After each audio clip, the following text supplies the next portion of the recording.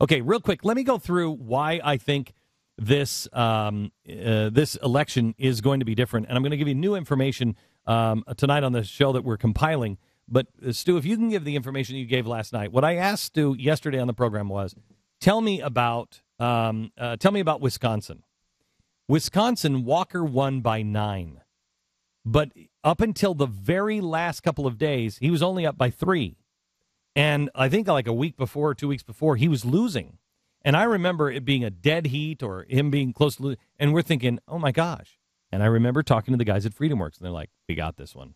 We got it. I'm telling you, we got it. They know the grassroots, and they're one of the only people that do know the grassroots. Now, this is like saying to Acorn, really, except they're clean. Acorn, we'll talk to Media Matters and everything else in 2008, and they're like, we got a machine on the ground. We know. This one is an independent, grassroots-driven machine. And it is the same kind of machine that drove people to Chick-fil-A. There was nobody that called people in, bust people. Nobody was making fraudulent chicken sandwiches and selling them. No, it didn't happen. Nobody was promising hookers and illegal aliens anything if you just went into Chick-fil-A. It was just people of principle saying enough is enough. And that's what's going to happen. So I think everybody is misreading. They're misreading the force of how many people are excited to go vote for Barack Obama. They're saying that it's going to be, that the people are more excited. It's going to be a bigger turnout for Barack Obama than there was in 2008. That's just logically impossible. Logically impossible. Now, could it be go back to normal levels of 2006? Yeah. But he's no longer the guy who's going to bring innovative change and hope, and everybody's all excited, and, hey, I'm going to vote for, first African-American. That's not happening this time. None of that is happening. And if anything, people are less excited about him because they're like, well, he killed Osama bin Laden. Hey, do you have any money I can borrow? Because I got to go buy some groceries and some gas. So people are less excited. Sure. That's just common obvious. sense. Obvious. Common sense. Obvious.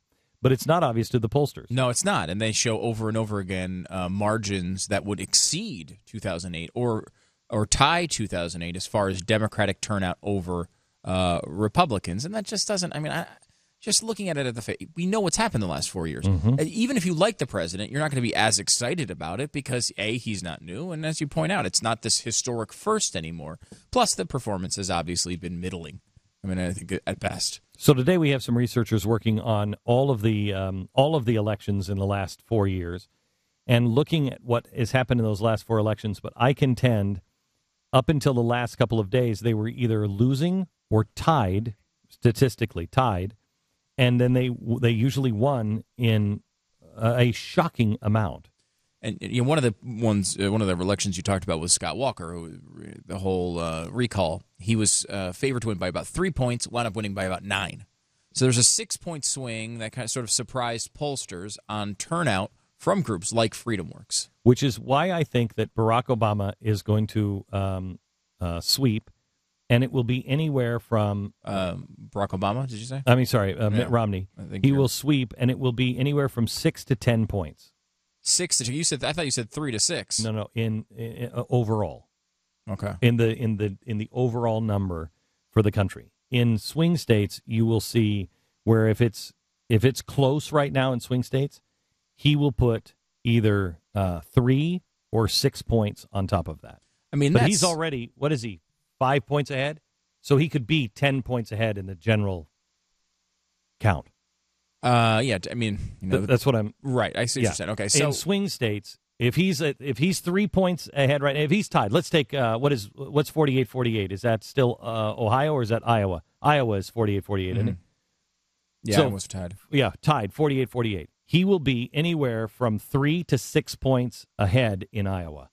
When that comes back, that count, it'll be 3 to 6 points ahead. And you kind of wanted to run these numbers that, let's say this does happen. I Right. mean, it's not a guarantee by any means, but, if the activists turn out, if people who listen to this show, who participate with FreedomWorks, the churches really come out and show up to vote, and they're able to swing these things 6 points, for example, to use Wisconsin as example, what happens? Well, states like Florida that are swing states and Virginia that are really close go to Romney right away.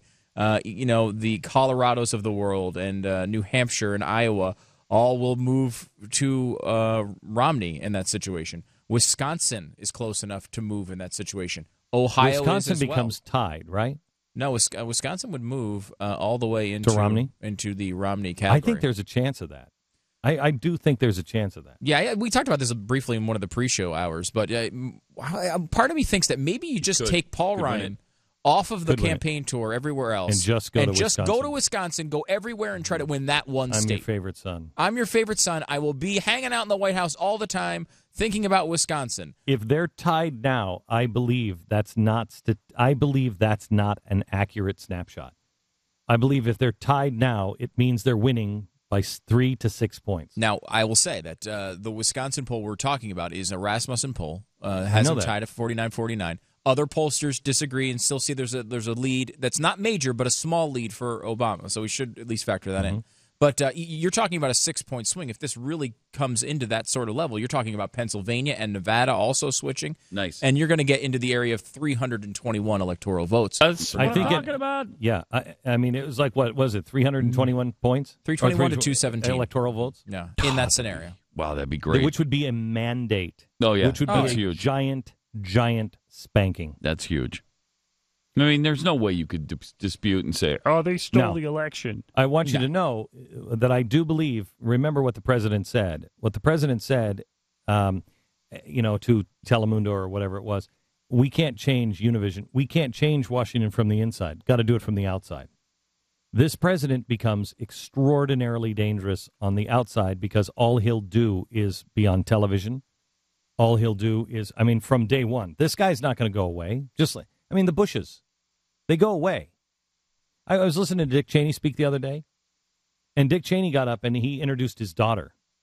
And his daughter said the things about the president, because she's politically astute in her own right. And she said it. And then Dick Cheney, he just came in and he just kind of cleaned things up and said, look, this is really important. And I thought, look at this. Still today, Cheney is not coming after. He's not a pit bull. That was his job when he was running for vice president. He was the pit bull because the president didn't want to do it. But this president is the pit bull, too. He doesn't need Joe Biden. This president will do it. He lowers himself to be the pit bull. And he will go out immediately. This never-ending campaign is got to stop. It's got to stop. And the presidents, once you've paid your dues, go away. Go away. I don't know about anybody else, but I am glad that George Bush has gone away. We don't need that. Both of them. Both George Bushes. Right. Yeah. And Ronald Reagan did the same thing. Now, Ronald Reagan was in a different scenario, but for a period of time, he wasn't. Yeah. Oh, yeah. And he didn't. What they need to do is be elder statesmen and bring us back together. Even Nixon, ended his life in that role to some degree. Jimmy Carter has been a major exception to that rule. Clinton, all the progressives. Yep, and the other one it was big was Al Gore in the middle of right after the election, screaming he betrayed this country as loud as he could. Yeah, that's just terrible behavior for ex-president or almost a president. Who did he say that about? He betrayed Bush. About Bush. He betrayed this country. He played on our fears. That's despicable. Wow. Despicable. One of the worst things. We're in a time of war. We're so divided. A time of war, by the way, when he's doing this. Despicable. Here's our sponsor Horrible this half hour. It is we got it. Horrible human I think being. we have one of the worst creatures to But how does Al Gore feel about it? Well, it's because of our FU. Right. Here's